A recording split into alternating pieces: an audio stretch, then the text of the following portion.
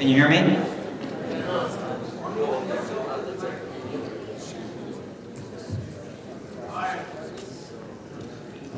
Can you hear me?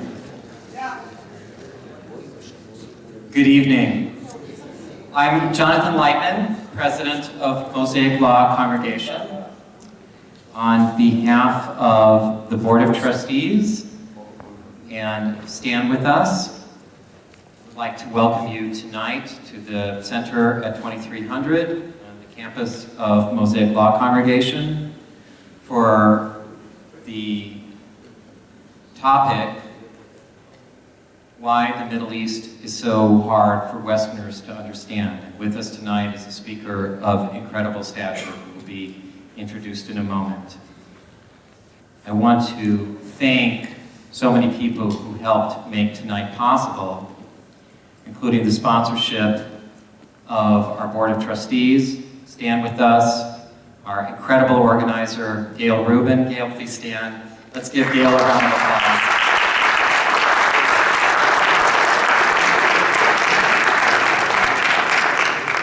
Talia Berger, who's standing there. Let's give Talia a round of applause also. All the tremendous publicity and hard work in putting tonight together. We had a number of very generous people who helped contribute to tonight. I want to thank Dr. Rod Barron and Suzanne Leitner, Johnny and Gail Chapanifard, Randy Pollack, Gus Ballas, and Shelley Weissman. I'm sorry if I've missed anyone, but I do want to thank all of you for your tremendous generosity, and I also want to thank Brooke and Dustin Hunter for helping the volunteer coordination and with refreshments outside. Tonight, we're pleased to hear about developments in the Middle East, and as we shared a meal with Dr. Kedar, we were discussing how complicated it is for us in Sacramento, even those who have lived in Israel, have been to Israel multiple times, to be able to explain to our neighbors and to our friends and to our colleagues what exactly the news means and how we can all decode it. And as I used to teach here at the Mosaic Law Congregation in Shai, I used to inform the teenagers that no matter what else is happening in the world, whether it be the Cold War or it be conflicts in Europe or in Africa or in Asia, there were two intractable threes. That Israel sits at the confluence of three continents, Africa, Asia, and Europe. And there are three religions, Judaism, Christianity, and Islam. And no matter what else happens in the world, those two intractable threes still remain.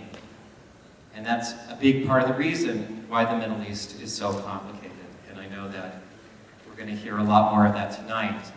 But on behalf of the board, I do want to affirm how significant and important the state of Israel as a Jewish homeland is to this congregation. And whatever we can do to strengthen those ties, we as a congregation want to do this. And this is part of our values, it's part of who we are. And bringing Dr. Kedar here tonight is fulfilling that mission. So right now, it gives me great pleasure to introduce our Chazan, Cantor Ben Rosner, to lead us in the national anthem and Hatikvah. Please rise.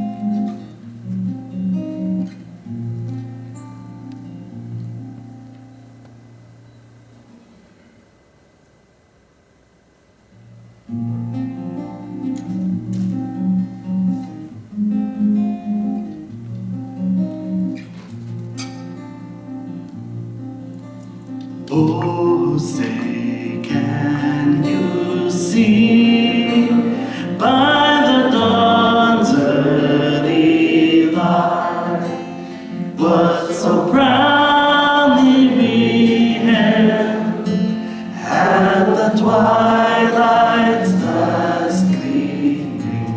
whose broad stripes and bright stars through the perilous path. O'er the ramparts we watched were so gallantly streaming, and the rockets ran there, love bursting in them, gave proof through the night that our flag was still there. Oh, save us that star-spangled banner yet waving o'er the land of the free and the home of the brave.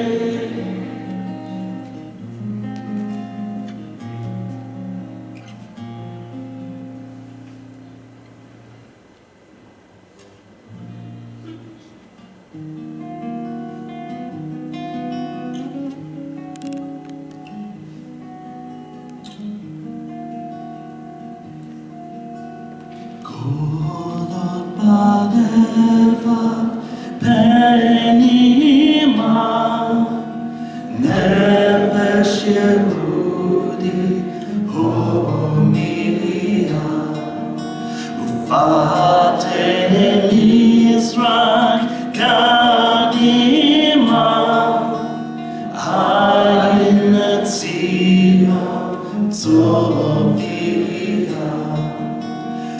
Oh, love that divantenu,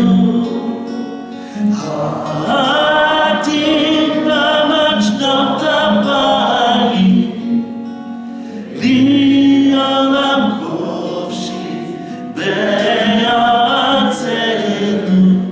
ebetzio virushalayim.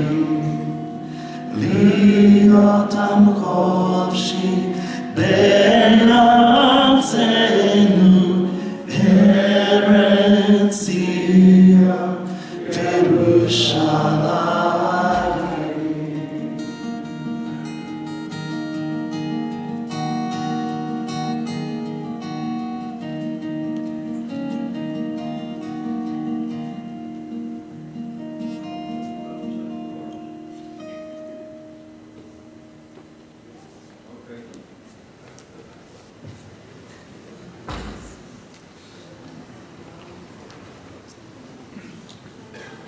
Thank you, Cantor Ben. It is now my honor to introduce our congregational and spiritual leader, Rabbi Reuven Taft.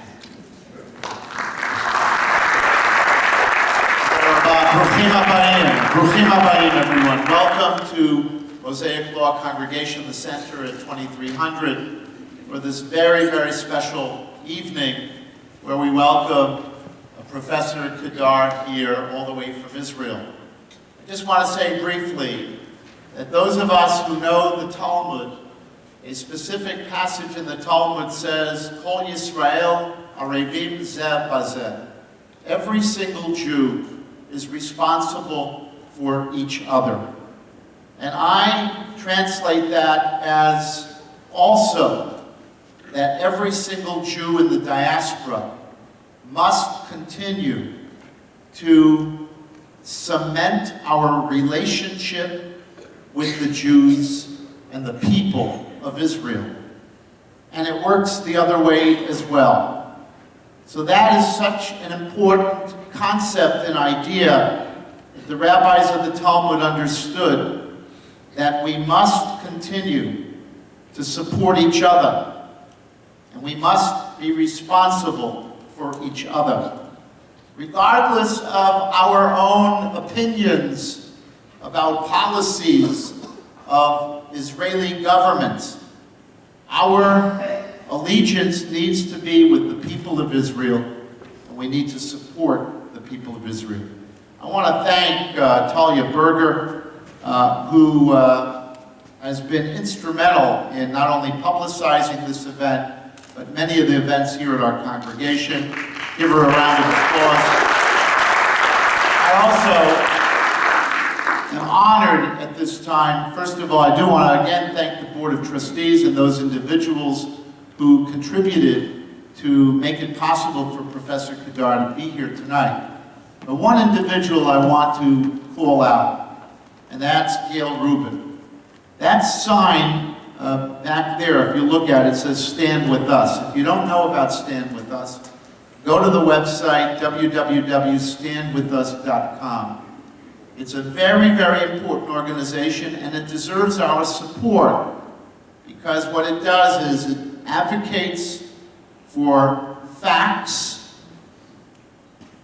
about Israel, and it advocates for those students on college campuses, which are, as we know, are always at the center of difficult environments where there is constant hatred towards Israel. So what I want to say is, Gail, we thank you for your advocacy.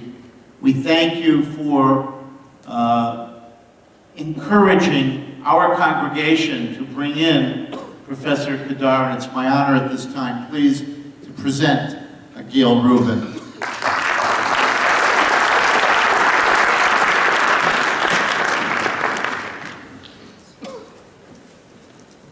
Okay.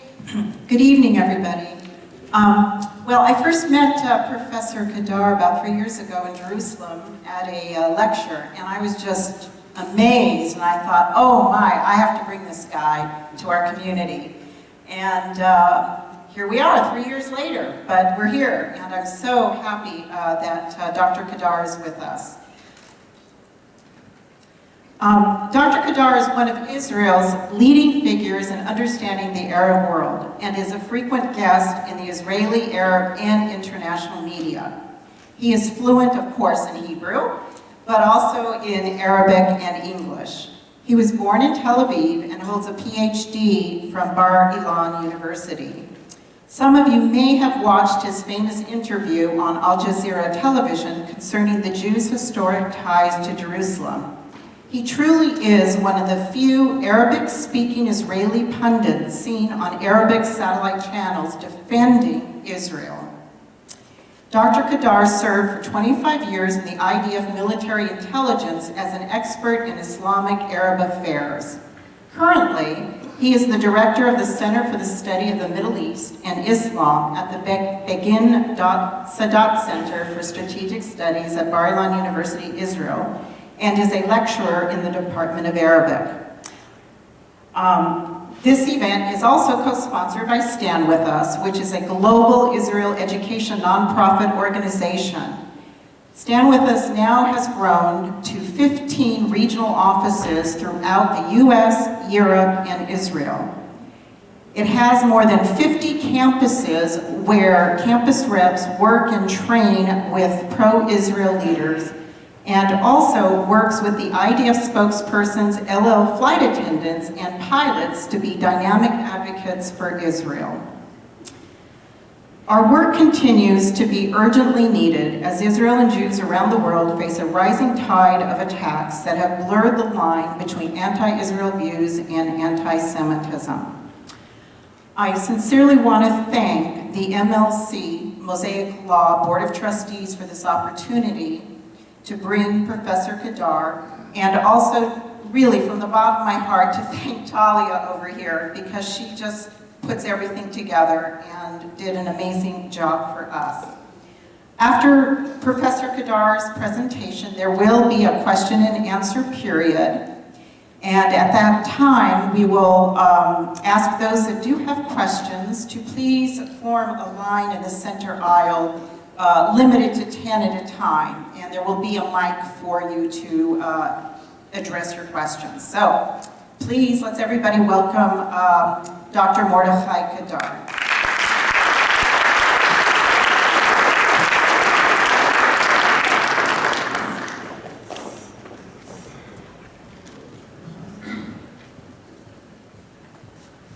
Thank you very much, Gail.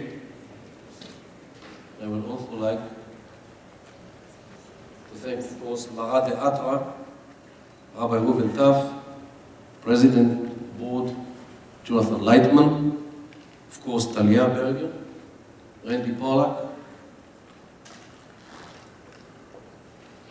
and of course, stand with us, headed by Rose Rothstein, and the sponsors. But I would like also to mention two who are not mentioned yet. One is a lady named Masha Merkulova, who for years invites me to speak in the Bay Area, was supposed to be here, was supposed to come with me. Unfortunately, yesterday, her son, 17 years old boy, was operated because of apparently a brain tumor and also with a spread maybe to his spine. From this pulpit, I would like to pray with you guys for the health of El Natan Shmuel Ben Esther Malka. May he recover fully and quickly. Another group of people whom we might once in a while forget is our friends, the Christians. Of course, Jews should be one with another, but we do have great support, in this country especially, from groups like Kufai, headed by Pastor John Hagee, and other groups like it, like Christians for Israel, and Christians and Jews United for Israel, and many others. I think that their support is no less important for Israel than the Jewish support, which is important.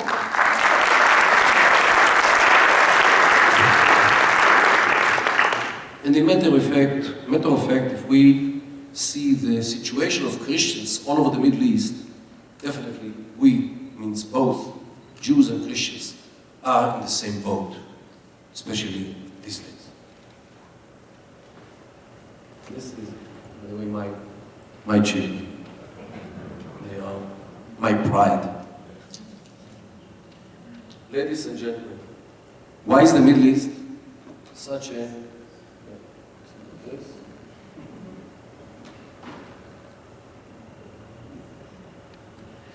Why is the Middle East such a problematic area to understand, especially when it comes to Westerners who live especially in this country?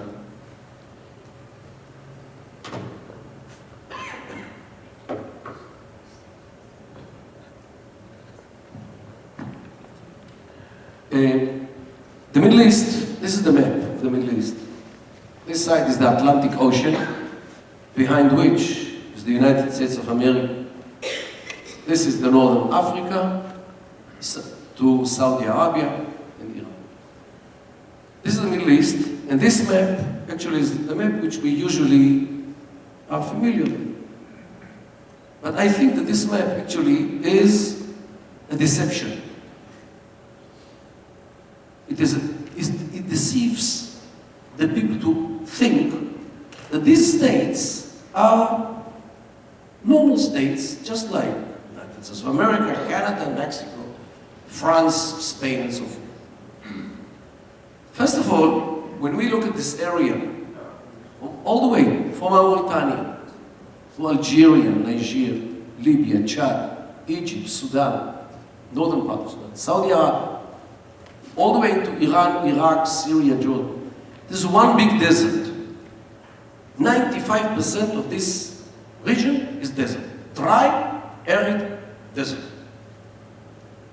In the desert, you have to defend, first of all, your source of water. Otherwise, you are a dead man. Because it's not like in this fortunate country, which you take a 10 miles tour and you cross 5 rivers. Most of you can drink. This is not the Middle East. In the Middle East, it's desert. The Sahara. If you fly with a jumbo from, what I did, from Amsterdam to South Africa, and you cross the Mediterranean shore of Algeria, You fly 4 hours until you see the first tree. The whole thing is yellow, right? 4 hours from there, and this is the width. It's not the length. The length would be 7 hours with the jump. In the desert, you have to live as a tribe, because the tribe is a big unit. Nobody can defeat it because they are consolidated. They are armed to the teeth, and you don't want to mess with them. This is the condition to survive in such an area. This is for thousands of years, where the pasuk, the verse, Al harbecha tichyeh, you will live on your sword, is being really they implemented. Otherwise, you will not live. Because if you don't have the sword and you're not ready to use it, you are dead. Whether you are single or you are a group. So, the basic culture of the Middle East is tribalism. Until this very day. To a degree. That when you look at maps of countries, like Iraq. This is the real map of Iraq. Not this, as we see here. Here is Iraq, okay? One color. As if this is one nation, or one group of people. Wrong. The real situation in Iraq is this. And this is the division of tribes in Iraq. Every tribe has his dialect, his name, his area, his interests, his leadership, rules, and, above everything, fighting militia, armed to its teeth. And if you start to mess with them, it's the end of you. And this is actually the main problem of Iraq. This fragmentation of the society as it is. Now, those tribes live on these places for centuries. It is very hard to convince them to start, for example, to start marrying with each other. Because, as you know, part of tribalism is that you marry your daughter only within the tribe, even with the price of preserving genetic diseases. Because you will never give your daughter to another tribe, because, as they say in Arabic, "Sei sind nicht unseres." They are not ours. This is Yiddish. But it's the same mindset. Look, my wife was born in Massachusetts. When I came to her, my mother was Polish. And when I brought Raina, first time to my mother to show her parents, so when she left, my mother asked me, "Hey, couldn't you find somebody normal?" Okay, tribalism. Okay, I told her, "Mommy, if you want me to leave home, I'll leave it now." She said, okay, we can't argue.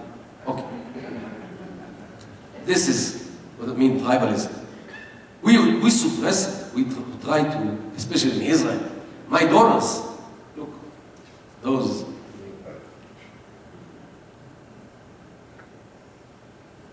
This one, my first daughter, is married to a boy who, his father is from Bukhara, and his mother is from Herat in Afghanistan, all the way to the east. And my other daughter, Elisheva, her husband, his mother, the husband's mother was born in Tunisia, and his father in Marrakesh, in Morocco. So, as we say in Israel, not only we succeeded to take Jews out of exile, we succeeded to take exile out of the Jews. And this is much harder. Because to take a Jew out of exile, it takes how many hours? 10 hours if you go from JFK, it takes 16 hours if you don't take off from Los Angeles. But in order to take exile out of the Jew, you need another generation. Okay? But it works. But when I come back to the Arab world, by the way, this is why they envy us, because we succeeded to do this, while they are still living in tribal societies. And within tribal societies, there are some problems. The first problem is that the state law usually contradicts the tribal law. I'll give you two examples. According to the tribal law, loyalty to your brothers, cousins, second cousins, third cousins, all the tribesmen, is above everything. Loyalty is the most important rule. You are loyal to your brothers and cousins and so forth in pain of death. Imagine that one of your cousins killed somebody by accident, for example, from another tribe, by road accident. You will hide him. You will help him to escape from the law. Why? Because he's your brother or your cousin. According to the state law, you are partner in crime if you hide a killer. According to the tribal law, you are a hero if you do it. How can you bridge between these two sets of laws? It doesn't go along together. Secondly, another good example, if your, let's say, 24-year-old daughter allows herself too much with her boyfriend, according to the state law, she's a free woman because she's 24 years old. She can do whatever she likes with whoever she likes, whenever she likes. According to the tribe law, she brings shame on the tribe because of liberal behavior. What will be her punishment? She will be slaughtered in order to what they call ras al-ar. In Arabic means to wash the shame with her blood. So how can you again bridge between a set of laws which grants the young lady full freedom on one side, and I mean the state law, and the other side, the tribe law, which actually denies any freedom for women. So you cannot find any reconciliation between these two sets of laws. In Israel, we had the problem with the Bedouins in the Negev, which are all tribes. Look, in my town, in Ra'anana, if you stick a nail in the outside wall of a house without permit, the municipality will be there in no time to take it to court for building without any permit with this nail. In the Negev, they build houses and villas without any permit. Means because there the law is different. Okay, so this is the problem. Whenever a state faces a tribe, the tribe wins. And this is the main problem in Iraq of today. I'm not sure that the Americans in 2003, when they planned the war on Iraq, they had no clue about this. Never mind the Sunni Shiites which will be touched. So the tribal society, you find it also in Libya, and today tribes, after Gaddafi was ousted, was killed, today the tribes of Libya fighting each other, killing each other big time. The same thing in Yemen, the same thing in Jordan, it's not here, but it's a very tribal society. You find also tribes as a basic unit in society, but in Algeria, as you might remember or know, between 1992 and 1998, 6 years of bloodshed in Algeria, 500,000 people were slaughtered in Algeria because of tribalism, tribes against tribes. So this is the situation. It is very hard to change it because, and it's also hard to understand it when you come to this country. Why? This country was built by individuals who came from all over the world, from Russia, from South Africa, from South America, from Africa, from Europe, from wherever they came to this country. Every country in the world sent people to this country. When they came to here, they came to be Americans. When they came to Alice Island in the east or to another island in the west, they actually left home behind their back, and they came all to share the American dream of life, of liberty, and the pursuit of happiness. And they live together. This apartment is somebody from Russia, another apartment is somebody from Africa, another one from South America, and they all send the kids to the school, which acts like a melting pot, and it works. Maybe not perfectly, but it worked. Second generation, third generation, fourth generation, who remembers where the grandfather came from? But when it comes to the Middle East, they still live in groups as they lived for who knows how many centuries. So they don't mingle with each other, they don't sit around one fire, and they don't sing Kumbaya together. And to think that you can bring democracy to such a country, while preserving the tribes whose laws and morals and mindsets is totally against anything connected to the state, because the state is the enemy in these kind of societies. Because the state tries to impose its laws on the tribes, while the tribes reject those laws, because those laws are against the tribal tradition. So how can you create, especially within 6 months that they wanted, between March 2003 and who knows, August of 2003? It is impossible. You know, you can take a U-turn with a little car. You cannot take a U-turn with a train. And these are, every tribe like this is a train. It's very big, very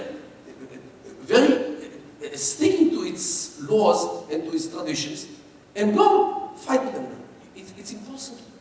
It takes who knows how many years to change mindset in such an environment where every tribe keeps very well the tradition of its own and wouldn't like any other messages to come in and to infiltrate and to change and to divert the tribe to something else. Go and start the talk.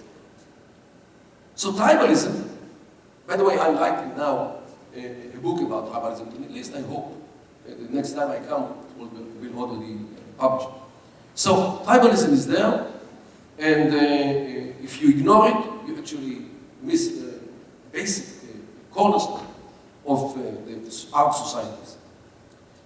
There are modern sectors, definitely not violent, so they cannot impose their modern mindset on those who still stick to the traditions with machine guns installed on pickup cars. It doesn't. Second problem in the Middle East, which people in this country find it hard to believe, is the role of religion in daily life. Look, in this country, everybody knows this one is Christian, this one is... Even you had a Mormon as a candidate to presidency, Jews are there, Muslims and so forth. But ideally looking, religion should not play any role in public life. A Jew can be a mayor and so forth, or in New York, or London, for example. So people at least try to push the religious issues to the margin. Not always with success, but definitely religion is not the issue which defines a person in this country. This is not the situation in the Middle East. In the Middle East, if you are not a Muslim in an Islamic country, you are not from us. If you are a Christian, God help you. If you're a Jew, your place is not here. Go back, go to Islam. If you are, this is a tolerable, because Jews and Christians are not infidels, are al-dhimmis, those who can live under Islamic rule, and then Islam protects them to a degree. Okay, but there are other religions. In Iraq, for example, there are like 10 religions. 10 religions, only in Iraq. Muslims, Christians, there are some Jews left there, Sabbais, and Mandays, and Zoroastrians, and Yazidis, and Baha'is, and Alawis, which ran away from Syria, and it's not the end of the list. Most of those religions, especially the little ones, are viewed by Muslims as idol-worshipping religions. And according to Islam, the one who worships idols has the choice between converting to Islam or to be shot by a head. This is the core Islamic teaching about what should be done with infidels, those who worship idols. Now, it's not something which is, let's say, theoretical. It's very practical in the Middle East. As you might know, Syria is ruled by a minority named the Alawis. The Alawis are Arabs. Arabs, speaking Arabic and Arabs, but they are not Muslims. They have this strange religion, which is the Alawi. This is a sanctuary of the Alawis, which I took a picture of.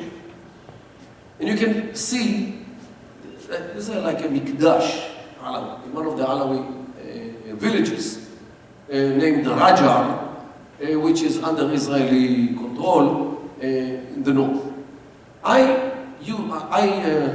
One day, a rainy day, you can see the puddle here on the floor.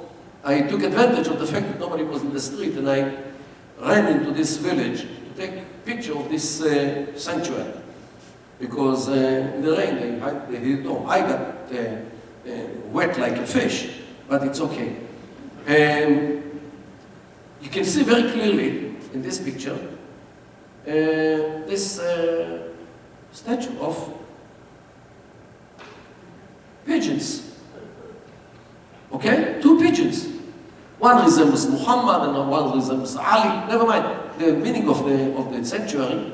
But when a Muslim sees somebody bows in front of pigeons or any kind of animal, he gets the goosebumps. Because this is sheer idol worshipping. What do you mean? Bowing to pigeons like this? And you don't see in this picture, you see in other pictures, in this vitrine here inside, you can see here, corner, there is a vitrine with, not an image, but a full puppet of Mother Mary, like 40 centimeter, a whole statue of Mother Mary inside this, and I bow to her. Okay? So, according to Islam, this is an idol worshipping midoraita. Means, I don't know how to say it in English, as clear as could be. Okay, it could not be interpreted in any other way but idol worship. So the Alawis, those who control Syria, not only they don't have to rule the country because they are a minority, there is a big question if they at all have the right to live being infidels as they are, worshipping such a place. So the main problem of the regime in Syria, which we see today, the atrocities there for who knows how many, maybe 200,000 people were killed already in the last three years. The main problem is not that they are a minority which sticks to the chair. No, but the minority which has no right to live, who controls majority of Muslims who do have the right to live. And this is the problem. I claim for years that the Syrian regime suffers, or I would say obsessed with the fact that it has no legitimacy at all. I published a book in 2005 under the title Assad in Search of Legitimacy, Message and Rhetoric in the Syrian Press under Hafez and Bashar. And in this book I proved from every possible corner that the Syrian regime, which is designing the media only to create legitimacy to the regime, because they know that they have no legitimacy, because they are infidels, Arabs.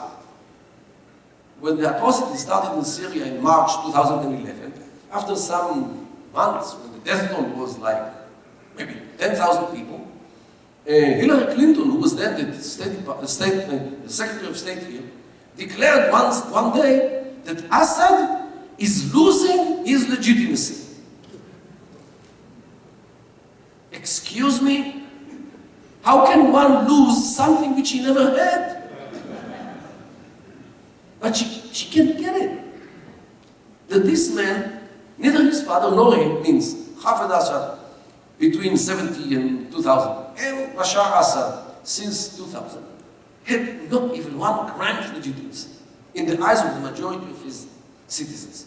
So how can he lose that legitimacy? Okay. But she doesn't, apparently she didn't read my book, which is in English. And not such a hard English as you can hear. So the role of religion, or I would say differently, religion plays a major role in the Middle East. To a degree, and this might be the article which will be published today, not tomorrow, it's already tomorrow, isn't it? About the campaign of delegitimization which the Saudi regime is going through these days. Nobody knows about this. Because people accuse them that they are actually Jews. The Saud clan, you know, the King Abdullah and so forth, kings before him, they are all Jewish. Now, whether it's correct or not, you know, I have some doubts. But depicting somebody or saying that he's Jewish actually pulls the rug under his feet.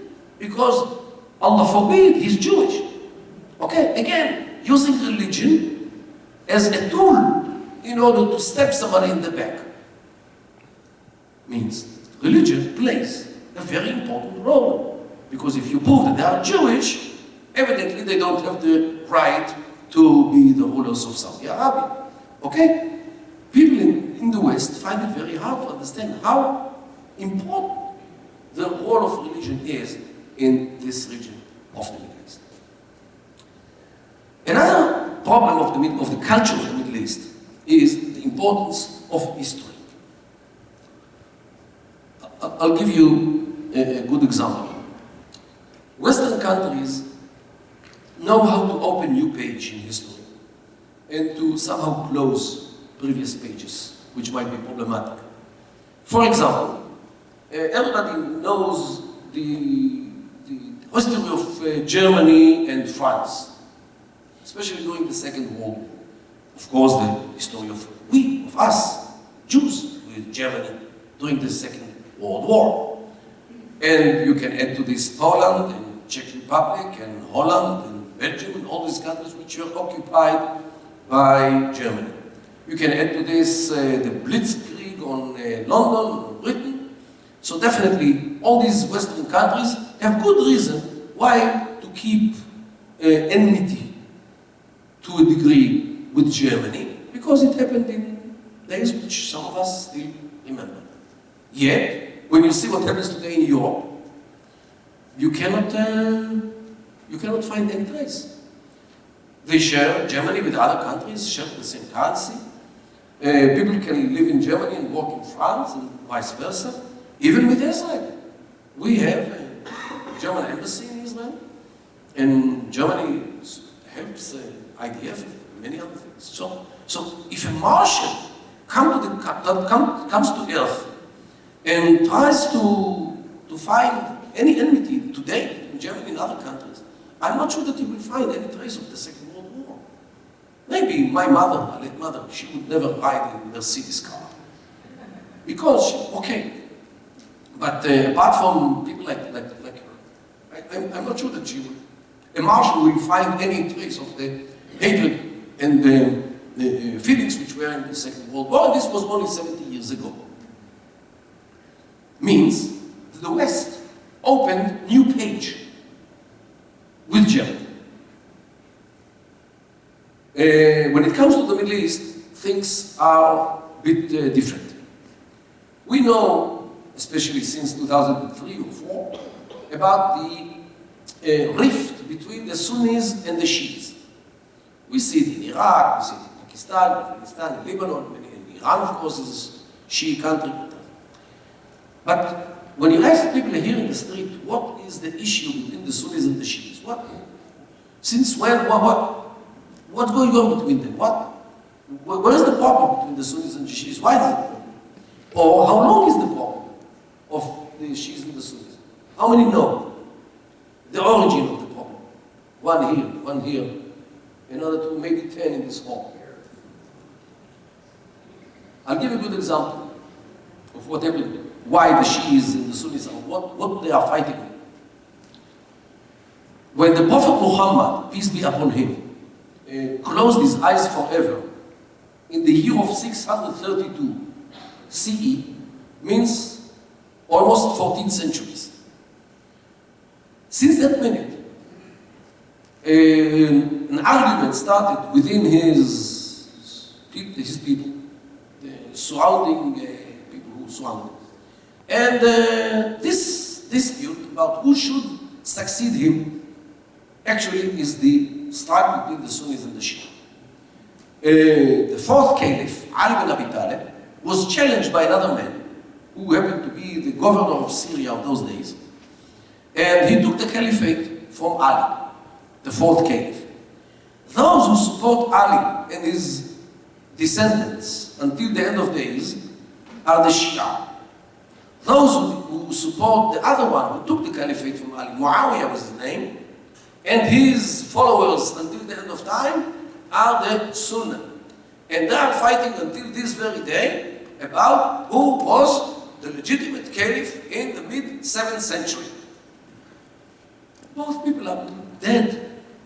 They, their children, their grandchildren, their great-grandchildren are all dead for who knows how many centuries. But they are still killing each other in masses on the question who was the right caliph in the 7th century. Just to give you example what it means. You might remember 2000, the year of 2000, there were elections in this country where Al Gore and George W. Bush were the leading candidates. And there were some hundreds of ballots in Florida which were in question. And this actually was the tipping point between George W. Bush and Al Gore. And it was not clear where Florida goes, what direction. So they went to the Supreme Court, and the Supreme Court here decided that those ballots should go to Bush, and America had a president for 4 years, additional 4 years, and nobody through those years of George W. Bush tried to challenge his legitimacy by saying that Florida actually voted for Al Gore. Because once the Supreme Court decides something, it's finished. The argument is finished, and we look forward, and this is this. Now, imagine that because of that incident, the American nation would divide to two parts. One part supports George W. Bush, another one supports Al Gore, and those two parts are fighting each other for 14 centuries in an all-out war. Civil war. Okay? This is exactly what the Sunni Shi'i problem is. Between two people. And they continue fighting. Okay? So this is exactly, who can understand, who can take it, who can somebody who learns about the backgrounds immediately asks, what's wrong with these people? Why can't they sit and decide what's forever? Who was the legitimate, who was not? Finish it. No. Look, the war between Iran and Iraq, between 1980 and 1988, harvested like 1 million people on both sides together. 1 million people were killed on this question, because Iraq was led those days by Saddam Hussein, who was a Sunni, and Iran is a Shia. So definitely this is another link in the chain of struggles between the Sunni and the Shia. Who can take it? Who can understand it? That the fact that they are still fighting on the heritage of Prophet Muhammad, peace be upon him. Peace. Okay? So, totally incomprehensible for Westerners who can very easily, who can, with difficulties, open new page in history, as we saw after the Second World War. And what a war, especially when it comes to us. Okay? But we succeeded. It was painful. I don't listen to Wagner until this very day. Okay? My choice. But still, if I have to go to Germany to academic events, I go. Okay? So, we know how to open new page in history with pains, with difficulties. But to fight 14 centuries on the legacy of Prophet Muhammad. So, this is something which is totally different from from Western culture, which tries in any price to find solutions other than perpetuating the problems, because at the end of the day we want to live. No, in the Middle East they will fight with each other for history until they die. Why? Because different culture. There are other components of culture in the Middle East. But these are the main problems of the culture in the Middle East, which Westerners find very hard to understand. The tribalism, the role of religion, the major role of religion, and the role of history, and the fact that people are not willing to give up anything which they think that belongs to them through history. And this is what we, unfortunately, there is no word in Arabic for compromise, especially not in classical Arabic. In the modern Arabic, they had to translate from English to other languages, so they invented the modern term for compromise. But originally in Arabic, there is no term for compromise. Why? There is no compromise. Why should? There is no term for something which doesn't exist in the culture. So because in the Middle East, struggles last as long as both sides exist. Struggles finish when one side finishes to exist. So the struggle, there's no struggle anymore. So they try to find another. But this is the problem. And in the Middle East, peace is something totally different from what we think. And this is when we come to the religion of Islam. According to what Westerners think, peace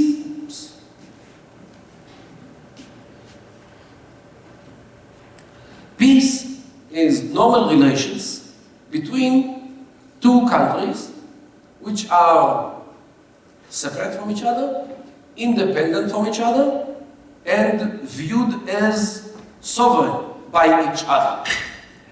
This is peace. Normal relations between these two countries. According to Islam, peace is not between countries, not between states. Peace is a normal situation between communities who all live under the Islamic rule. Jews, Christians, Buddhists, Alawis, whatever. Those who are tolerated by Islam, who all share the Islam law, means the house of Islam. This is peace in Islamic terms. Theoretically, there cannot be peace between Islamic state and a state which is not Islamic. This is important. This is the theory in Islam. Because the Islamic state is viewed as Dar al-Islam, the house of Islam, while the other state, which is not Islamic, is viewed as Dar al-Harb, means the house of sword, means a country which a jihad should be waged against, and one day will be Islam. How can we see that there is peace between Islamic countries and other countries in the world? Factually, we see. And here again, religion, Islamic religion comes to practice. Prophet Muhammad, Prophet Muhammad, in the year of 628, when he understood that he cannot defeat the infidels of Mecca, he gave them a peace, signed peace with them, temporary peace, for 9 years, 9 months, and 9 days. You know, 999. And they bought it, and they signed with him a peace for 9 years, 9 months, and 9 days. They went back to Mecca, he went back to Medina, and this peace was signed near a village named Hudaybiyah between Mecca and Medina. 2 years later, in the year of 630, they went to business because they saw that he doesn't attack them, that he is peaceful, he adheres to the agreement which he signed with them. So they took their camels and they went in convoys to India and to other places which they were dealing with. And they left the town, it's Mecca, with the women and some men who remained behind. When he saw that the men went all to business, he took his force, invaded Mecca, occupied it, killed all those who refused to convert to Islam, burnt all their idols, and purified the city from the Avodat Elilim, idol worshipping. And this happened exactly 2 years after he signed an agreement for 9 years, 9 months, and 9 days. Non-Muslims derive from this two things, two conclusions. One is that when a Muslim cannot defeat the infidels, he can give them temporary peace. And they call it peace of Hudaybiyah, just like this village where this agreement was signed. So they are allowed to give temporary peace to the infidels.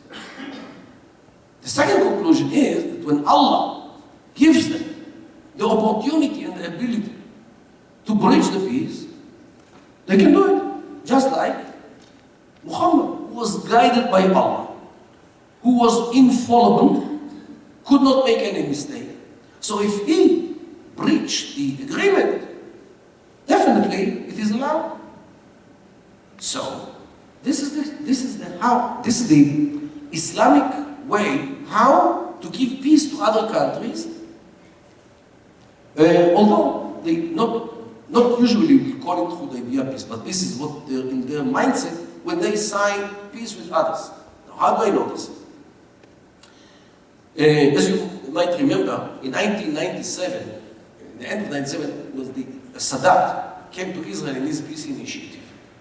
During 1978, the negotiations continued, and also the Camp David agreements were signed in 1978, and the peace agreement was signed finally in March 1979 in the Blair House. During this, like a year and a half, Sadat had to face a problem. His predecessor in office, means Gamal Abdel Nasser, got fatwa, means psak halacha, verdict, from the Al-Azhar, which orders him to wage jihad against Israel forever, and for never give peace to Israel. But now, Sadat, for his own reasons, needed peace with Israel because he needed loans from Europe. So the Europeans told him, go, make peace with the Israelis, we'll give you money. So he went to Israel. But how can he make peace with Israel when there is such a fatwa which forces him to give and to wage jihad against Israel forever? So he issued a question to the Al-Azhar, may I make peace with the Zionists, with Israel? Now, they knew already what he wants because they heard about his initiative, and their salary actually comes from his pocket, so they understood what they are required. So they issued a magnificent fatwa which was published in the papers, which says, in short, that based on the precedent of what our Prophet did in Hudaybiyah, you may give peace to the Israelis. Oops, Hudaybiyah? Temporary peace? Violating it? Yes. This is what he got from Al-Azhar. Means, as long as Israel is viewed as invincible, the peace will continue. If Israel will not be viewed as invincible, maybe he will follow their verdict that you should view this peace as a Hudaybiyah peace, which is temporary. Second time which we faced this issue of Hudaybiyah peace was in 1994. At that year, in July, the Palestinian Authority was established by Arafat. In October of that year, he went to a tour in the world order to collect support to his Palestinian Authority. And he came to Johannesburg in South Africa, and he had a speech in one of the mosques in the town. And after he spoke, somebody stood up and asked him, "How dare you, Arafat, shake the hands of those Jews, the Zionists?" So Arafat asked him, "What did our prophet do in Hudaybiyah?" So that man heard this code word, Hudaybiyah, and he sat down. He got the answer. Means that the whole Oslo agreements is something which they cannot do anything else but to sign. For time being, they will make faces at their place. When they be able, when Allah will give them the ability and the opportunity, they will do what they do.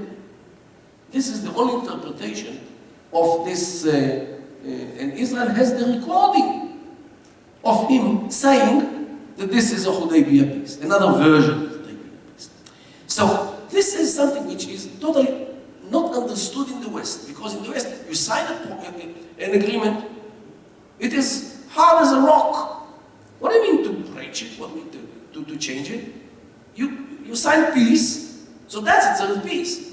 No, in the Middle East, peace is something which will be kept only as long as the other side is invincible. But you know what? For me it's okay. As long as Israel is invincible, peace with Egypt, Jordan. By the way, with Jordan I didn't find the Hudaybiyah context. I didn't find it. I looked for it, I didn't find it. Maybe it was, maybe it wasn't. I admit, I didn't find the Hudaybiyah mentioned in the framework of work of the framework of the agreement between Israel and Jordan, which was signed in 1994. So, at least between Egypt and the Palestinians, the thing is about Hudaybiyah means temporary peace until we can do what we should do. Something which is totally ununderstood in Western societies. Because here, if you sign a peace agreement, this is a peace agreement. You cannot do anything against it, especially not clearly against it. So this is, unfortunately, the region where we, Israel, have to survive. As a Western country which is, by the way, many of our neighbors deny our right to our country because they keep saying that the Zionists concocted their history. I myself heard once in the Jordanian television, a Jordanian doctor stands and doesn't blink while saying that the whole Bible was written by the Zionists after 1948 in order to justify the Zionist campaign to occupy the Palestine. Excuse me, even if you think so, how can you explain the fact that the Septuaginta, the translation to Greek, was written in the 3rd century before Christ? Okay? The translation of the Bible. And the Vulgata, the translation to Latin, was written in the 1st century. Means some 19 centuries ago. So how could the Zionists write the Bible in 1948 when translations to Greek and Latin are already existing, who knows, a millennia on the shelf? But facts, let's say, it's hard for facts to disrupt the theories about the Zionists and about the Jews. So this is actually the culture which we in the Middle East have to face. We, as a modern state, democratic state, try to face countries which are led by tribalism, led by a religion which sees us Jews as a religion which doesn't exist anymore. As you know, according to Islam, there is a verse in the Quran which says that Islam means the religion at Allah's is only Islam. Allah doesn't recognize any other religion but Islam, according to the Quran, and this is clear in the Quran. Means Judaism and Christianity are void.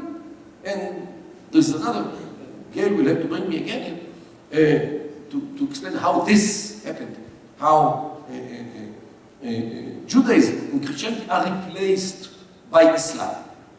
The theory of replacement, they took it from the Christianity and took it one step forward. Islam came to the world to replace both Judaism and Christianity. So this is why they allowed themselves, with no problem, to build mosques on churches, turn churches into mosques, as happened in Ramle in Israel. The main mosque in Ramle was a church, and they don't deny it. In Damascus, the Umayyad mosque was formerly a church. In Istanbul, if you go to the Hagia Sophia, the mosque with the 4 minarets was a church. In Spain, numerous churches were turned into mosques. They have no problem with this, because anyway Christianity lost its value when Islam came to the world. Okay, so this look to Judaism and Christianity prevails too much in the Middle East when it comes to Muslims who are really aware of their sources and their message of their religion. So today, Jews come back to Israel, occupy, Allah forbid, Jerusalem. What will be the next step? To build a temple. Why not? Means Judaism will come back to life. What will be with Islam? The struggle over Jerusalem, for example, is not a struggle over territory or over national rights. The struggle over Jerusalem is a struggle about theology. Because if Jerusalem, Allah forbid, remains in Jewish hands, Judaism might come back to life. If those Jews will dare to build again their temple. So what will be with Islam? Who came to the world according to the Islamic belief to replace Judaism and Christianity? This point is very hard for Westerners to understand. That sitting together, singing kumbaya with each other, is something which could prevail here in this country, not in the Middle East, especially when it comes to states like Israel. This is why, by the way, they keep saying again and again that they will never recognize Israel as a Jewish state. This is where the problem comes from, because they don't recognize Jewish religion as a valid religion. So how can they recognize Israel as a Jewish state? If Jewish is not relevant anymore. So it's against the religion to recognize Israel as a Jewish state. There are those who demand it for other reasons. But definitely, here lies the problem, which we hear time and again, that they will never recognize Israel as a Jewish state. So if we fold all these problems together, tribalism, the role of religion, with this problem with Judaism especially. By the way, the Christians are not in a better situation. As you know, Christians today in the Middle East are actually people in peril. They run away, big numbers from Egypt. The Copts are persecuted severely. In Iraq, in Syria, Lebanon, all these countries, the only country where Christians do not run away from is Israel. Because in Israel, they are protected as citizens. Also from the West Bank, means from the Palestinian Authority. Most of the Christians from Beit Lechem ran away. All the Christians from Beit Jala ran away. Many of them from Ramallah ran away. Why? Ask them. They feel that the grip is fastening on their necks in the Middle East, which the states deteriorate, the regimes go bankrupt, and people in the street can do whatever they like, especially against Christians. Now, somebody said it in a nasty way. Why do they get on the Christians now? Because they have no Jews to attack. Unfortunately, it might be. So, twofold. The culture of the Middle East is a mixture of problems which Westerners find hard to understand. Because the Western societies think in a totally different way. Tribalism, the role of religion, role of history, the view to Christians and Jews. All these things together with other components actually turn the Middle East into a region which is very hard to understand and very hard to deal with. And the outcome is what we see today. The failures, especially in Afghanistan, in Iraq, which countries came to those countries in order to bring some new life, maybe democracy. And what happened there is something which is as far as could be from the plans which originally drove those countries to that countries in the Middle East in order to change them and to rectify what should be corrected. And with this gloomy remark I just added, Israel, in this, I would say, swamp of blood, tears, and fire, can survive forever if it will be supported from internal support internally and from the outside. Communities like here, individuals, governments, which see the reality of the Middle East, understand the reality of the Middle East, and see in what situation Israel tries to survive and support Israel for this. They are the source of power for us Israelis. Because we know that people like Gay and this community, and of course Kufai and others and other organizations where they support us, we have the power to continue in that unfortunate region. After all, we definitely live in the crater of a volcano. This is my message. And before countries and politicians come to the Middle East in order to correct it, I really would ask them, please learn about the place. You wouldn't let anybody remove something from your hand if it has to be removed, unless he finished 7 years in medicine and had some years in surgery. You won't let him take out the first hair from something which you have to remove from your hand. But when it comes to sending soldiers and troops and armies to the Middle East and to take decisions about lives of who knows how many people, these people who have no clue about the Middle East start sending armies and so forth, without any education, any learning, any expertise about this. I know, and you know what, I blame here both sides of the aisle in this country. George W. Bush was oblivious about the Middle East, just like the one who came after him. Both are the same. I don't make any difference. Because mistakes were done in the time of the Republicans, just like mistakes were done with the Democrats. Okay? So, and I'm serious. I can show you every mistake which was taken about the Middle East, because people on both sides of the aisle in this country are oblivious of the Middle East and live in la in dreamland, as if you just take them, and you sign something, and peace will prevail. It doesn't work, not in the Middle East at least. And people fail to learn about the Middle East. And unfortunately, the consequences are, as we saw, 4,500 American soldiers were killed in Iraq. $1 trillion were poured on this unfortunate country in order to enable Iran take Iraq and to take. And today, Iran controls Iraq. Who predicted this 10 years ago in the invasion to Iraq? That in the end of the day, Iran will control Iraq. And I didn't talk about the mindset of the Iranians, which will be again another lecture which Gail will have to bring me.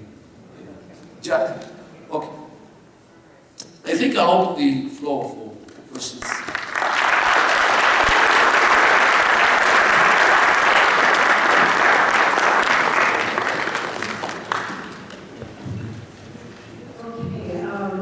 Thank you so much. It's Q&A time, so those of you that have questions, please feel free to queue up from the line here in the center at the mic. And just ask, and then we'll begin. Sir. Sir, okay. I'm sure we have more questions. Yes? No one?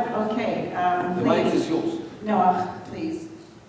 First of all, I thank you for this photo of the Alawi shrine. I think that's a real. We can't hear. It was off. I thought you said I owned the mic. You have to get closer to the mic. Now, you have to turn the mic on. Thanks. So they don't turn it off. I wanted to thank you for this photo of the Alawi shrine. I think it's a real interesting piece of evidence. I have many questions I could ask, but one which I will ask is, you know, among the Arabs of Israel, there are hundreds of thousands of Sunni Muslims. Is it the case that none of them accepts Israel and the idea of Israel and the Palestinian state living together in peace, in real peace? Some of them study at Bar Ilan. Right. Thousands study in Haifa at the Hebrew University. Why is Are you it- telling me none of them accept Israel? You That's know them. Hopefully you know them. You talk to them. You're right. Arabs in Israel today, when they see the mayhem around them, they say, well, from all the opportunities and the abilities in the Middle East, Israel is the best. Although Israel is not the fulfillment of their dreams. But definitely when they see the situation, you know, there are all kinds of ideas in Israel to mark the borders between us and the future Palestinian state in a way which some Arab villages will be marked inside the Palestinian state. Means not chasing people out of their homes, but changing the lines in a way that Far, for example, or Wadi Ara will be included in the Palestinian state. You know who objects it? The Arabs who live there. And whose idea was it? Lieberman's.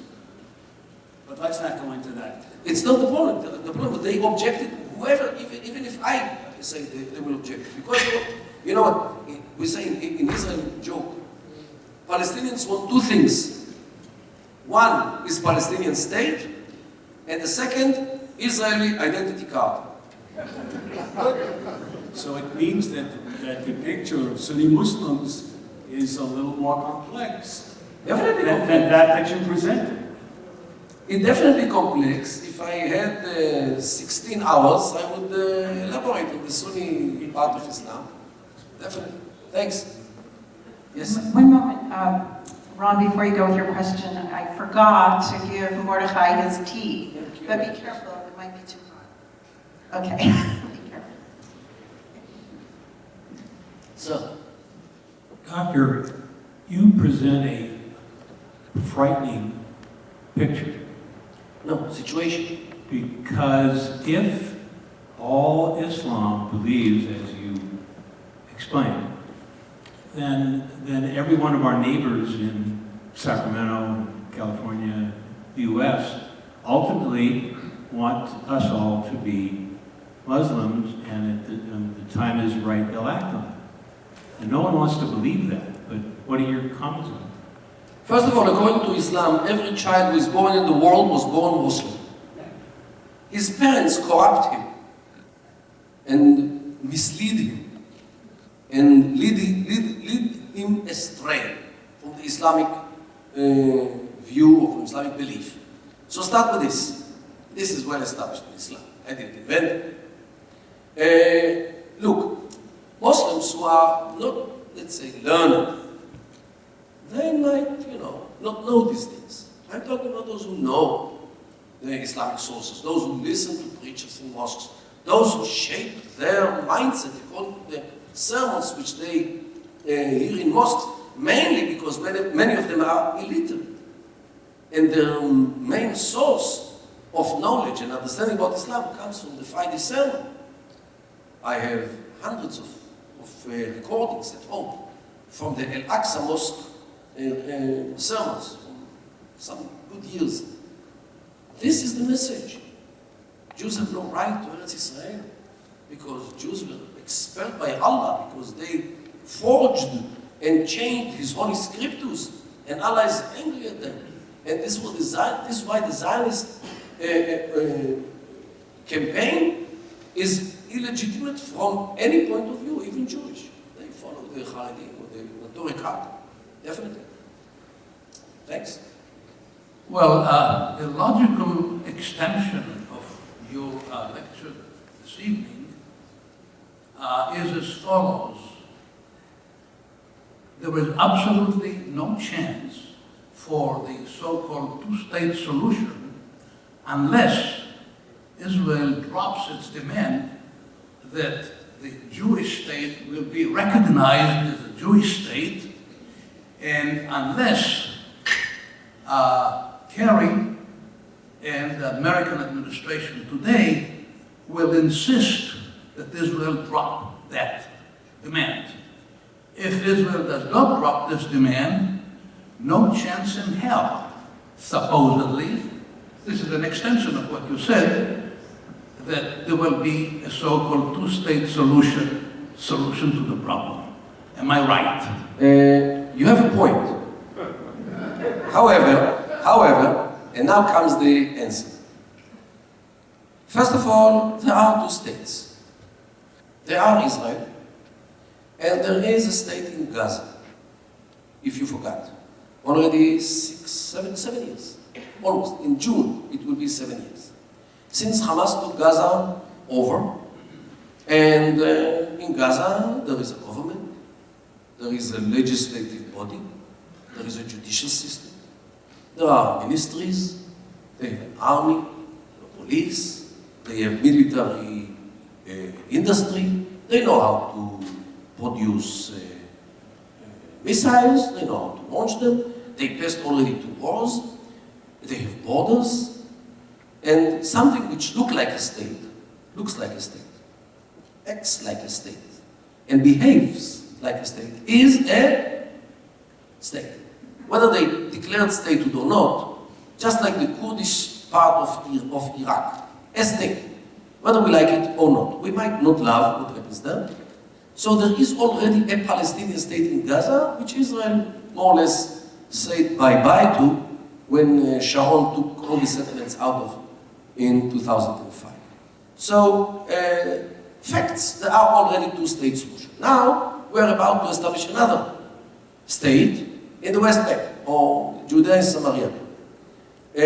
First of all, this is 3-state solution, not 2, because the divide between Gaza and the West Bank is, as we call it in Arabic, it's a permanent divorce. Because in Arabic, in the Islamic tradition, there are all kinds of divorces. One is permanent, there are temporary divorces also. And this is permanent.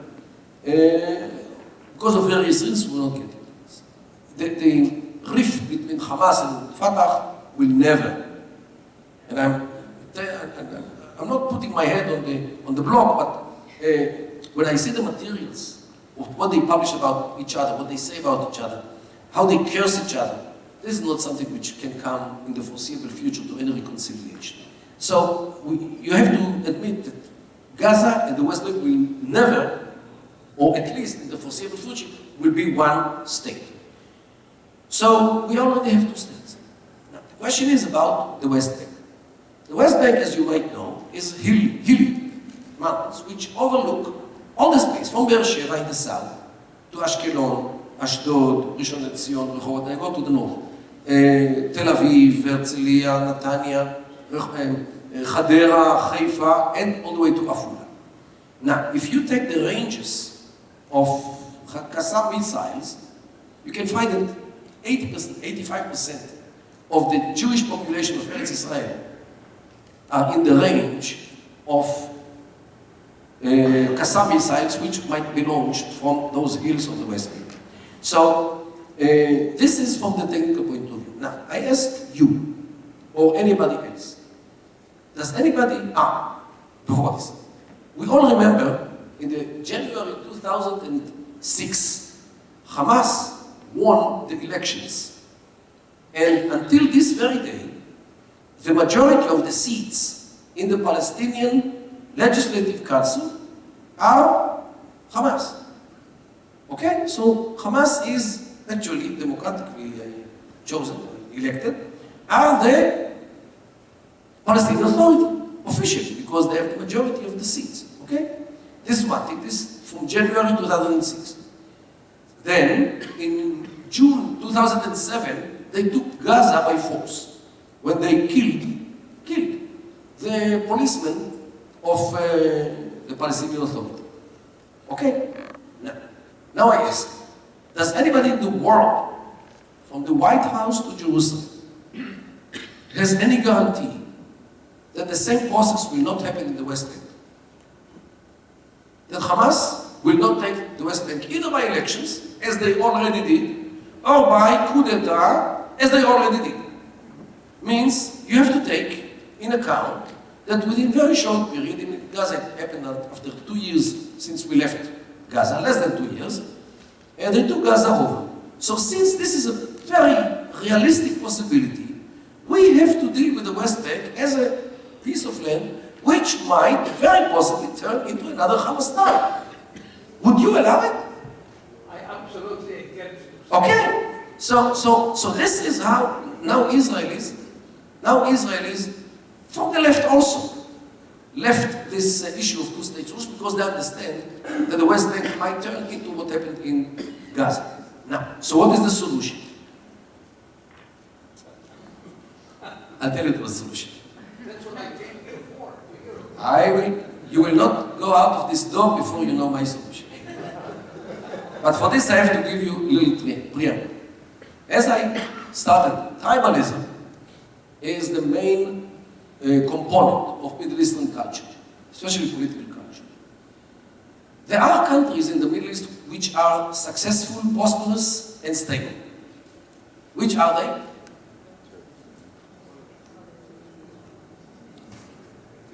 Which are they? Thank you for your time. I'm a student The Gulf Emirates. of international relations. The Gulf Emirates. I'll show you. Secretary General. Just a minute. I'll show you which, and so you understand this.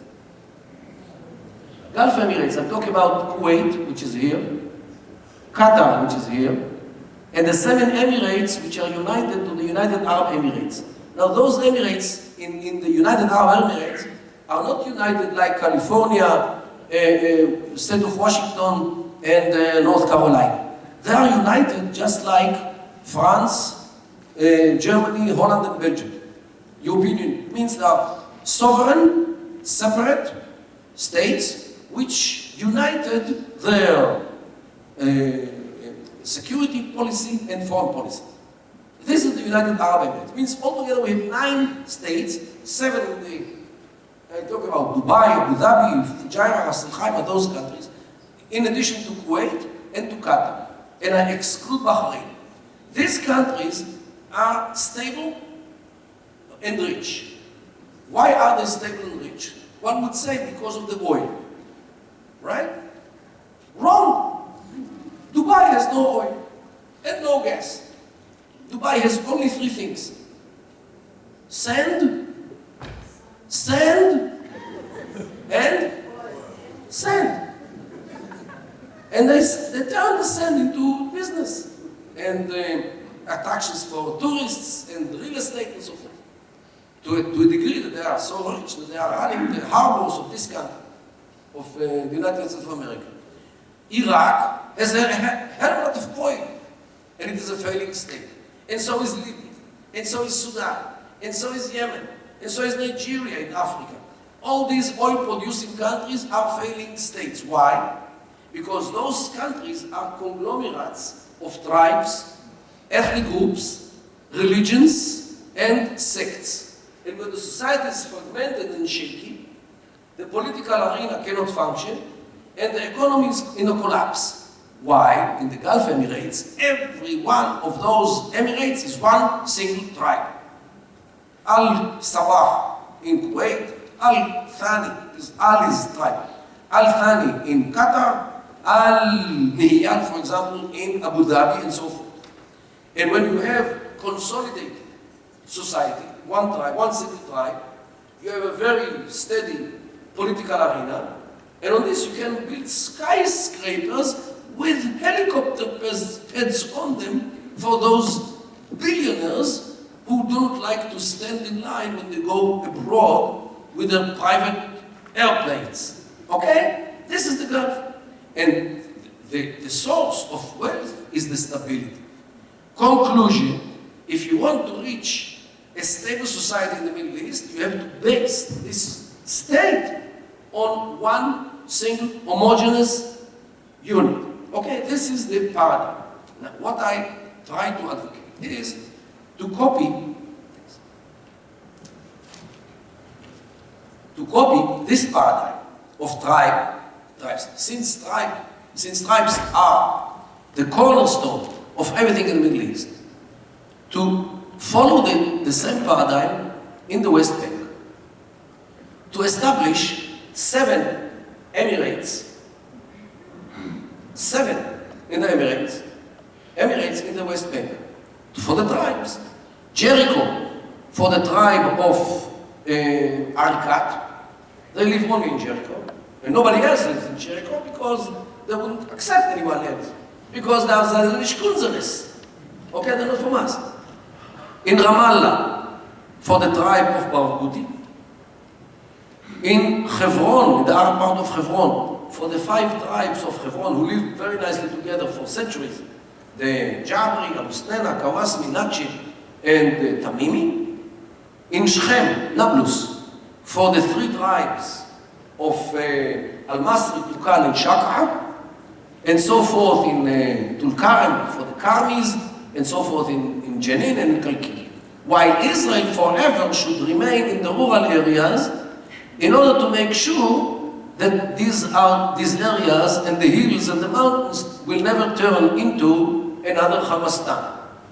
This will give them stability because they are in tribal societies, as they are until this very day. A girl from Hebron has no option to get married to a boy in Shechem because they are not the same tribe. This is the situation. So this is the only solution which will give them stability and it will give Israel security. The only way how to bridge. Now, it is like 90% of the population in the West Bank which lives in those cities will be liberated from Israel. The 10%, Israel should offer them the Israeli citizenship. It will not be a demographic threat on Israel. So this is, in my view, the only possible solution. You can find it in a website named PalestinianEmirates.com, which is my website. You can watch it, you can read it, very, very easy to remember. PalestinianEmirates.com, you find much data which supports this idea. I'm for the 9-state solution. Okay, now we have to convince the Israeli government, but the Israeli government is afraid to implement it because of the American administration, who don't understand this. Sir. My early interruption, I'm not again. I am very, very knowledgeable in Israeli history, but most people have no idea. I recently had the opportunity to I accidentally discovered an organization. I have read Gary Jennings' The Journey. In there, it does describe the ancient nature of hashish and heroin, even in the 12th century. How can Israel... Which nation? Ancient nation? Hashish and heroin is ancient substances to the Middle East, to the Afghans, Iranians, etc. I recently had the opportunity to mention these organizations to Urdu-speaking governments, Arabic-speaking governments, and in all cases, I was firewalked. They did not want the new organization, First World Convention in Arizona, accidentally discovered, Heroin Anonymous, mentioned within their countries, and they do not want any of their literature translated. This I do not understand, and I do not understand how Israel can negotiate with those governments who refuse to fix their addicted publics, especially when Al-Qaeda makes so much money off of those substances. How can Israel negotiate with governments that refuse to fix their own populations to begin with? Well, you know, one chooses his place where he lives but it's hard to choose your neighbors. You have to deal with your neighbors, even if they are not so cute.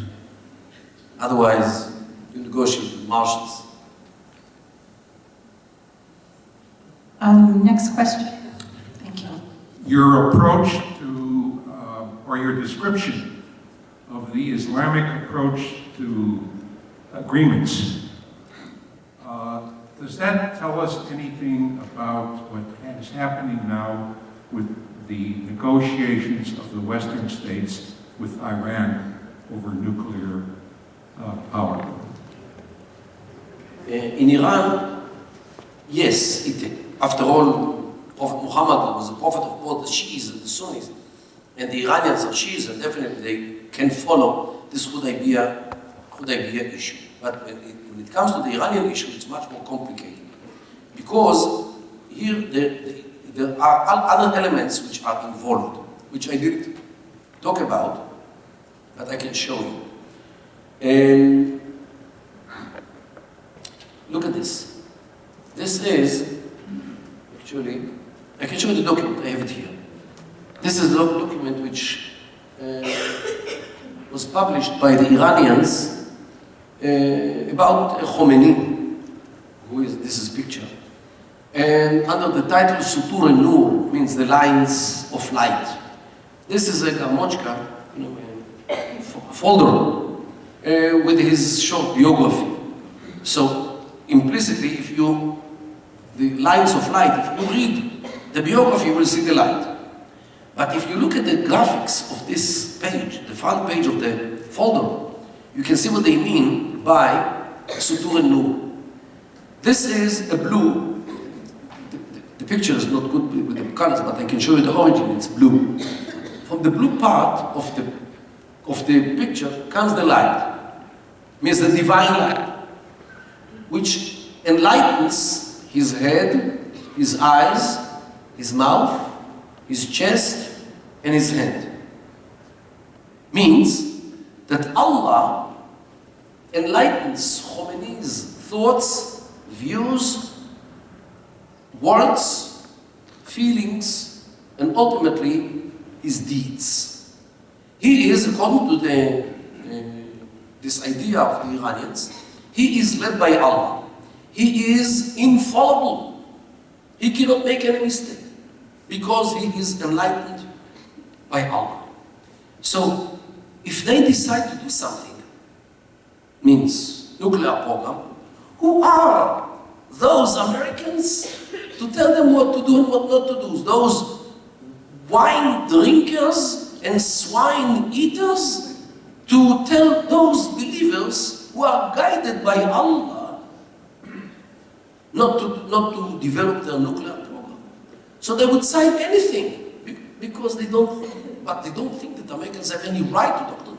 Look, the Iranian nation as a nation, Persian nation, has a registered history for at least 6,000 years. How long is the American history? 250 something? Right? They look at America as a country with diapers compared to them. So who is this baby who comes to tell us what to do and what not to do? Who are they? The Americans or the Europeans? Who are they? Another bunch of drunken people? So this is how they look at us. I'll give you another example of how they look at themselves.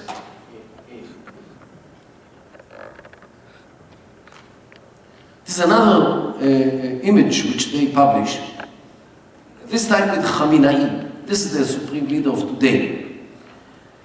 Mahdi means the Mahdi, the hidden Imam, or the Messiah. He is made of light, and he actually is the source of light in this world, because he mediates between the deity and Khamenei. He brings him the wisdom from Allah to make him infallible. In this image, this picture, they depict Khamenei as having some kind of a discourse with this Mahdi. Now, just to tell you who is this Mahdi, this is the 12th descendant of Ali, the one who founded the Shia, who disappeared in the 10th century and is still alive until this very day. He's still alive, he's hiding in a cave in Central Asia somewhere. He will come to redeem the world and to convince the whole world to convert to Shia Islam, not Sunni Islam. Okay? And he is the one who brings the light to Khamenei today. So, this is how they think about this. So, this whole thing about negotiations and agreements, some kind of deception, taqiyya as they call it, in order to continue developing their nuclear program, at least not canceling it, because they have to, enhance their economy after the sanctions. That's all. It's all a matter of manipulations. And only day before yesterday, Rouhani declared that they actually had a victory over the West with this agreement. By the way, Rouhani, a few years ago, a delegation of Kuwaiti parliament members visited Iran, and they met with the then head of the External Relations or International Relations Committee of the Iranian parliament. Those days, Rouhani, the one who is today the president, he was then the parliament head of the Committee of International Relations. And he met with this Kuwaiti delegation. And in his room, there was a whole map of the Middle East. And he went to the map and put his hand on Kuwait and Saudi Arabia and the Emirates and said to them very clearly, this part of the world will be ours one day. They didn't know where to bury themselves. He is talking about Kuwait as part of Iran in the foreseeable future. And definitely, that's what they want. Not only this, I have another document here which I can show you, where Khamenei declares, writes, it's a Daf Parashat HaShavua of Hezbollah of sometime 2006, that the whole area between India and North Africa is the strategic background of Iran. Imagine that I say that your bank account is the strategic background of my checks. Okay? I don't remember when Egypt and Libya and the other countries volunteered to be the strategic background of Iran. But this is how they see the world, as strategic background of their own. Okay? So, and this is documented, but it's in Arabic or in Persian, which unfortunately Westerners fail to learn, and they learn everything from translated material, which they translate for Americans. And this is a very important problem.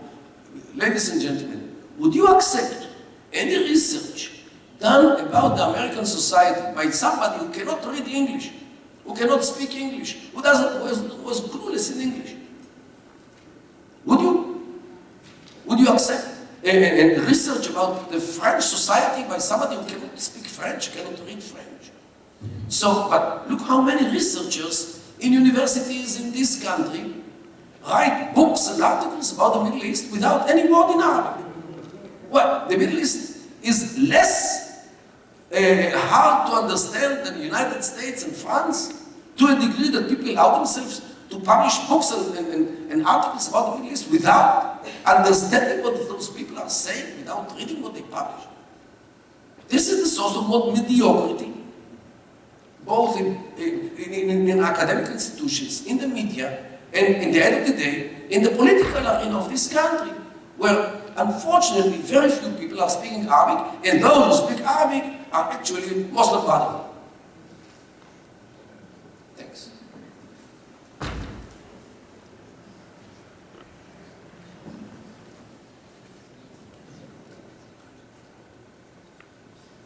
I don't know if you've been over to UC Berkeley and if you've seen the Department of Middle Eastern Studies there, but if you walk down the hall, there's a very clear division between pro-Israel and pro-Palestine, which kind of breaks down to pro-Jewish, pro-Islam. Here in the States, if you turn on the news, everybody has a different interpretation of what's going on. as an American, there's almost nothing taught in school about the Middle East, but as part of a refugee family, I have, my own family background to draw on. So I'm just curious, with all of the different interpretations that are being offered, and he said, she said, of course the Jews are going to say this, or of course the Muslims are going to say that, how do you see a way to get the truth of what's happened in history and the truth of what's happening right now out without people saying, oh, well, that's just another opinion, or that's just another interpretation? Your question is excellent, but the answer is very simple. When you say today peace in the Middle East, what is this associated with? What does it mean, peace in the Middle East? An end to fighting, hopefully? No, what do we talk about when we talk about negotiations for peace in the Middle East? What does it mean? Between whom and whom? Israel and Palestinians. There's no other meaning of the expression peace in the Middle East other than... I would respectfully disagree with that. I think What? there's more than just Israel and Palestine. You're right, but unfortunately, when you talk in the media about peace in the Middle East, it is all about Israel and Palestinians, okay? However, you know how many status, open status, are now, in this very minute, are open in the Middle East? How many status are in the Middle East? Well, Guys, your toes and fingers are not enough combined.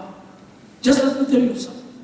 Sunnis and Shias in Iraq, the Syrian regime and its own citizens, militias, Islamist militias in Syria and national militias in Syria, Sunnis and Shiites in Lebanon, Hezbollah and others in Lebanon, in Tripoli, a struggle between two Alawis and Sunnis. In Egypt, the government against the people. In Egypt, Muslims against Copts. In Yemen, the north against the south. And there is clashes almost every Monday and Thursday. In Iraq, big time. Everybody fights everybody. Inside Iran, ladies and gentlemen, there are at least 2 open wars inside Iran. People don't know about this. In the north, between the Kurdish minority and the central government in Iran, almost every day there are clashes. Nobody hears about them. And in the south, between the Baluchis in southern Iran and the central government. Take the tribes in Libya, big time. So when at any given moment, there are at least 20 struggles, open struggles in the Middle East. So now tell me, what is peace in the Middle East? All about Israel and Palestinians?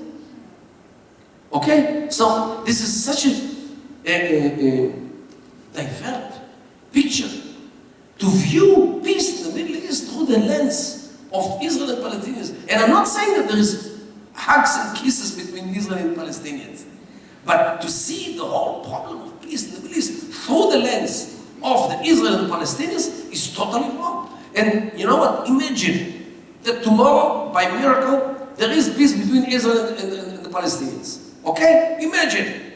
Close your eyes and imagine. Okay, now Sunnis will start loving the Shiites, the Turks will hug and kiss the Kurds, and the Christians in Lebanon will get married with the Shiites in Lebanon. Okay? This is absurd, because it will never happen. So even if there is peace between Israel and Palestinians, believe me, it will not solve any of the other problems in the Middle East.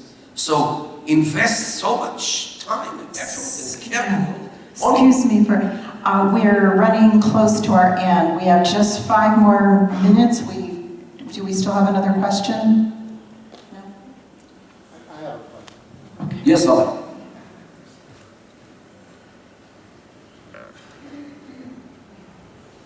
Professor, first of all, thank you for your presentation. Thank you. I'd like you maybe to talk a little bit about the difference between literalism and figurative Liberalism and figurativism. In other words, the comments that I heard tonight about Islam, and I am not an authority on the Quran, and certainly you are probably more scholarly than I am, but I continue to hear from Muslims, not all, but generally speaking, there are Muslims that say that Islam is a religion of peace. But I didn't hear that from you tonight. Now, one could say that Judaism is not a religion of peace if one reads the Torah and reads, in other words, I guess what I'm saying is, I think that if you could maybe make a distinction between literalism and the opposite of literalism, which is, figuratively, because what I'm concerned about is that if we are going to have a world that is going to be accepting of each other, then I think we have to get beyond the literalism and be able to talk with one another, because I know that there are Muslims who do believe in peace. I'd like your comments, please. with your permission, I'll show you something which I'm supposed to have in, I think, 2 weeks. And this will give you a very good answer to what you comment. I have a meeting in Toronto.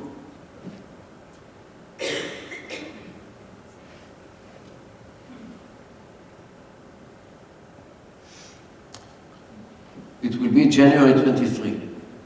You are cordially invited. Guys, it's a flight of, what, 4 hours? Nothing. Compared to Israel. Canadian Thinkers Forum is a forum of Muslims who decided to bring new thought to Islam. Muslim Committee Against Anti-Semitism. Muslims Facing Tomorrow. And another organization connected to this, Council for Muslim Facing Tomorrow. These 3 or 4 organizations of Muslims operate only in Toronto. Now many others like this. Definitely. And they are Muslims. And you know what? They asked me when they wanted, because they want to have the tefillah. Before it and after it, to be on time, because they are makpidim on having the tefillah on time. I honor them. I cherish them. I hug them, I kiss them. Because with them, I can sit and speak, and they invite me. And they know who I am. They give my picture, they give me everything. And this is the flyer which they disseminate in their communities. You're right, there are those. The problem is that they are not violent, they are peaceful people. And their influence on the violent people is zero. They have absolutely no influence on people who think that they went astray. Because unfortunately, if 1,000 people decide something unanimously, and into the room comes somebody with a weapon, and shows them the weapon and say, okay guys, now you vote according to what I vote. Who will win? The 1,000 people or the single man with the weapon? Okay? When violence is part of the problem, even if majority of the people are not violent, they have very little influence on the issues. So as long as those who think what they think, and they are violent, the others could be them. We can have an interfaith dialogue with them. I have much of this. But what is the influence on those thugs of Al-Qaeda and the others? They have absolutely no influence. So this is the problem. Ladies and gentlemen, peace in the Middle East is given only to the invincible. The one who succeeds to convey the message to his neighbors and to his foes that for their good, they should better keep away from him. This is the only peace which prevails in the Middle East. Somebody who crawls and begs for peace and licks others' feet, begging for peace, he gets a kick, you know where, and being ousted from the club. Unfortunately, this is part of the culture of the Middle East which people fail to understand.